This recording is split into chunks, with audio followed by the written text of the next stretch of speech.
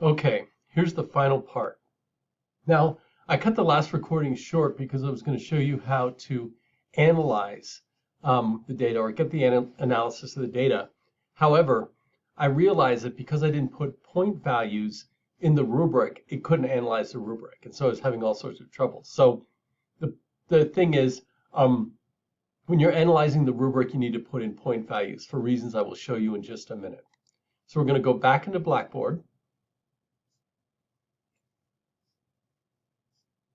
We're going to go into admin, and we're going to go down to goals and assessments. And I'm going to use a goal that we've already assessed. So I'm going to look at goal 5 from, let's see, oh, that's social science goal 5. Let's look at our goal 5 from 2023. And you can see I can go to analyze results because people have already graded. You can see the names here. You see there's nothing here to be graded. So I'm going to do is hit analyze results. Okay, now you can view and analyze results. I like to export and download because I want to save them, but realize it's going to have every rubric for all of these. Okay, so I need to find the GE5 rubric. So I want to make sure I'm using the right rubric. Otherwise, you're going to get a very low number and the wrong rubric. I can compare it by demographics or not. I'm going to use the demographic just to show you. And gender is the only demographic they have here. But it depends on whether people have identified gender inside Blackboard, which we haven't really had people do systematically. I'm going to go, actually I want to export and download results. I think I hit view results, but either way, you'll see in just a second. It's processing the request.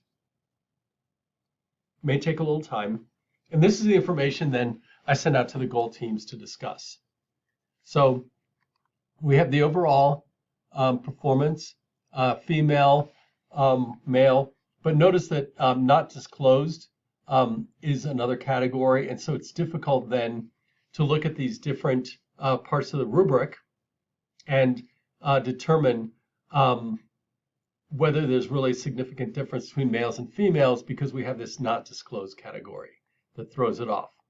However, what you do see is you do get this information. In general, I'll show you another one. So let's do it without gender. Oh, we can't do it that way. So we're going to close the administrator panel. We're going to go back in, back to goals and assessments, back to goal 5, and we're going to go analyze results. And this time, we're going to export and download. We're going to make sure we chose the correct rubric. And we're going to, I'm not seeing anything about gender, so I'm hoping it's not somewhere else. We're waiting. Processing our request. Okay, we're going to download the results. Oh, I see. They're in a. Just going to go, yes, it says it's unsafe. We'll find out why. Oh, these are the individual results. This is nice if you want to have a spreadsheet with all the results, and you can do all sorts of fun things with the spreadsheets, but we're not going to do that now. We're going to try one more time. Analyze results. We're going to export and download. No, we're not. We're going to view and analyze. We're going to use the correct rubric. And you'll see that Grant is out Thursday. Okay, not pharmacology. There we go. And then we're going to do no comparison. That'll take the demographics out of it. And there we go.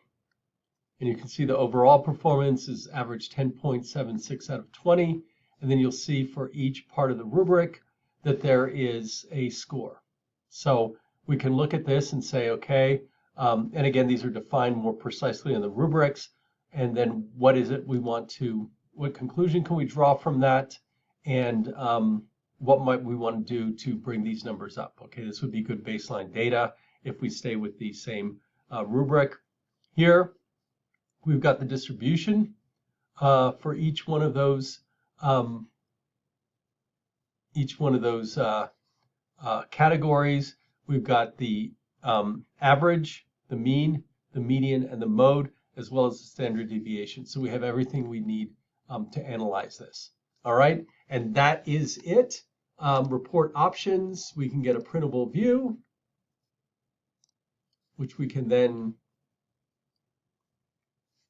wait for. And then we've got it. We can print it. We can download it and save it as a PDF. And we're all good. Okay, and obviously give it a different name. There you go. So now we've gone from setting goals in our first video to aligning to goals, to creating a rubric, to assigning them the rubric, to measure the goals, and then finally here is our final evaluation of the rubric. So we've gone through the entire process that we use to measure, analyze, and analyze our Gen Ed goals. I hope these videos are helpful.